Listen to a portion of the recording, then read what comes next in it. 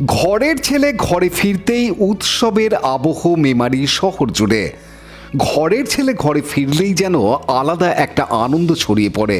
ঠিক তেমনই চিত্র ধরা পড়ল পূর্ব বর্ধমানের মেমারি শহরে। ISPL সিজন 3 মঞ্চে দুরন্ত পারফরমেন্স করে শহরে ফিরতেই ক্রিকেট প্রেমীদের ভালোবাসায় ভরে উঠল মেমারি।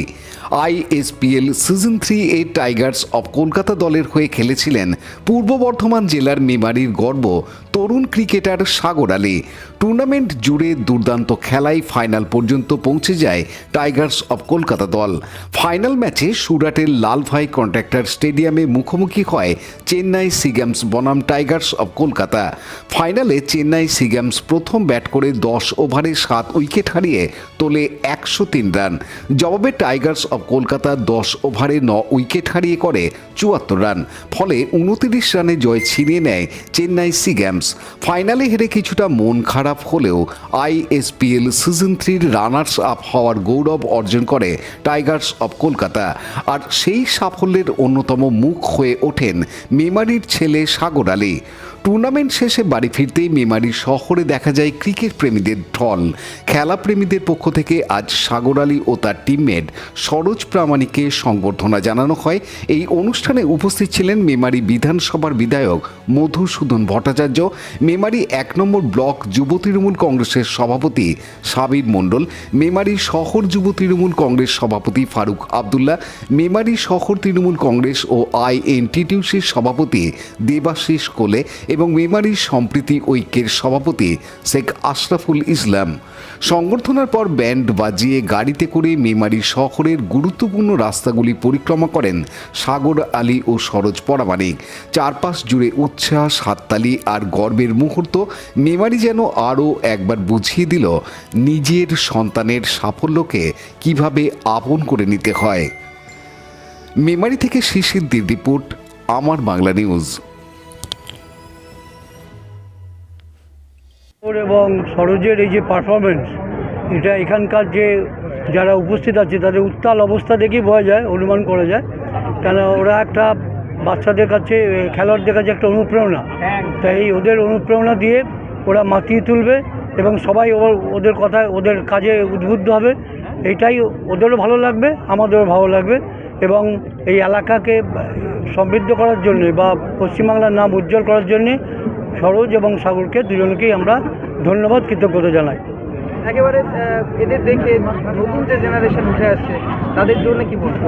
তার জন্য বলা একটাই যে ওরা তো খুব প্রাকৃতিক পরিবেশে, গ্রাম্য পরিবেশে ওরা মানুষ হয়েছে, নিজেদের তৈরি করেছে, সেইটাকে সবাই ফলো করবে। তাহলে জীবনের সব ক্ষেত্রে, সে লেখাপড়া হোক, পড়াশোনা হোক, আমাদের খেলাধুলা হোক, সর্বক্ষেত্রেই তারা উন্নতি করতে পারবে। এইটুকুই আমাদের কাছে একটা বিরাট পাওনা। আমরা সেইটাকে এদের অনুসরণ করবো এবং আদর্শকে এগিয়ে নিয়ে যাবো। এটাই হচ্ছে আমাদের ব্রত হওয়া উচিত সব। লাগছে কারণ এরকম ইনোভেটিভ চিন্তাভাবনা, খুবই ইউনিক ধরনের চিন্তাভাবনা, আর এইভাবে সম্মান আমাদের করা হবে কখনোই ভেবে উঠতে পারেনি। খুবই ভালো লাগছে। আর এটা সম্বন্ধে মানে আমরা এই এত সুন্দর একটা অ্যাটমসফিয়ার হয়ে উঠবে সেটা কখনোই আমাদের মাইন্ডে আসেনি। খুবই ভালো লাগছে। আর এভাবে আমাদের সাপোর্ট করার জন্য থ্যাংক ইউ সো মাচ সবাইকেই। আমাদের মেমারি বাসী হিসেবে আমি যথেষ্ট গর্বিত। আর যেভাবে আজকে আমি মানে উপভোগ করছি আজকের দিনটা এখনও পর্যন্ত, খুবই ভালো লাগছে তাতে। এই যে গোটা টুর্নামেন্টটা এবং ফাইনালে গিয়ে একটা ব্যাপার, গোটা বিষয়টা যদি ডিসক্রাইব করতে পারেন তাহলে কী বলবেন? মোমেন্টাম কোথায় হারিয়ে ফেলেছিলাম। আমার প্রথমটা যখন স্টার্টিং হয়েছিল আমাদের টুর্নামেন্ট, প্রথমটা হার দিয়ে শুরু হয়েছিল আর শেষটাও হারই হলো। তবে চেষ্টা করেছিলাম, মাঝখানে আমাদের টিম যথেষ্ট ভালো খেলেছে এবং আমি নিজে গ্রুপ স্টেজে যেসব ম্যাচগুলো ছিল সেগুলো খেলতে পেরেছিলাম, কিন্তু উপরে যেসব ম্যাচগুলো ছিল আমার ইনজুরির জন্য আমি সেই ম্যাচে উপস্থিত থাকতে পারিনি। থাকলে হয়তো অনেক টিমের জন্য ভালো হতো, কন্ট্রিবিউশন আরও ভালো থাকতে পারতো। কিন্তু যেখানে আমি না থাকা সত্ত্বেও আমাদের টিমে আমার সঙ্গে সরোজদাও আছে, আমার টিমমেটস এবং আমার সঙ্গে রুম পার্টনারও। তো আমরা সবসময় ডিসকাশন এটাই হতো যে আমাদের টিমকে কোন জিনিসটা করলে টিমটা ভালো হবে, সেটাই চিন্তাভাবনা করেছিলাম। দুজনে মিলে দুজনেরই কন্ট্রিবিউশন রয়েছে, কারোর বেশি কারোর একটু কম। তো সেই জায়গা থেকে আমরা প্রথম ম্যাচ যখন হার থেকে শুরু করেছিলাম, তারপরে আমরা যথেষ্ট ভালো বাউন্স ব্যাক করে ফাইনালে নিয়ে গেছি নিজের টিমকে। এবং আনফর্চুনেটলি ফাইনালে কিছু লেক অফ পারফরমেন্সের জন্য আমরা ফাইনালে হেরেছিলাম। ভবিষ্যতে কীরকম প্ল্যান রয়েছে?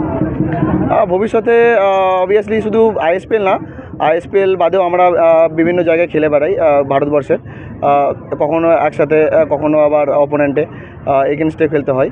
তো ফিউচার হিসাবে টেনিস ক্রিকেট অনেক উপরে যাচ্ছে এবং আমরাও টেনিস ক্রিকেটার হিসেবে যথেষ্ট গর্বিত যে আমরাও নিজেরাও খেলতে পারছি, অনেক টুর্নামেন্ট খেলতে পারছি, অনেক এক্সপিরিয়েন্সও গেইন করতে পারছি।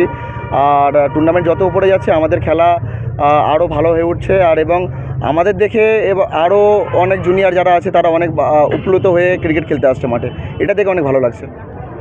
Thank you so much. Memari সম্প্রীতি ঐক্যর পক্ষ থেকে আমাদের সাগর আলী ভাই এবং সরোজ প্রমাণিক ভাইকে আমরা আজকে সংবর্ধনা দিলাম মেমারি সম্প্রীতি ঐক্যর তরফ থেকে। সাগর আলী ভাই হচ্ছে আমাদের মেমারির গর্ব, মেমারির ছেলে, এবং সবথেকে বড় বিষয় হচ্ছে সাগর আলী ভাই আমাদের মেমারি সম্প্রীতি ঐক্যর সাথে যুক্ত আছে, উনি আমাদের মেম্বার, এটা আমাদের আরও বেশি গর্বের বিষয়।